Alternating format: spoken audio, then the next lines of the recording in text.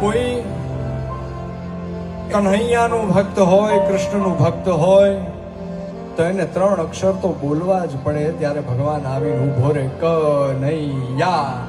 કનૈયા બોલે ત્યાં ત્રીજો અક્ષર પતે ન પતે ત્યાં ભગવાન પોતે આવીને ઉભો રહી જાય. પણ એને 3 અક્ષર તો બોલવા પડે. કોઈ ભગવાન રામનું ભક્ત હોય તો એને 2 અક્ષર બોલવા પડે, રામ. એ રા ને મ પૂરો થાય નો થાય ત્યાં ભગવાન રામ એની વારે આવીને ઉભા રે. એમાં શંકા નથી.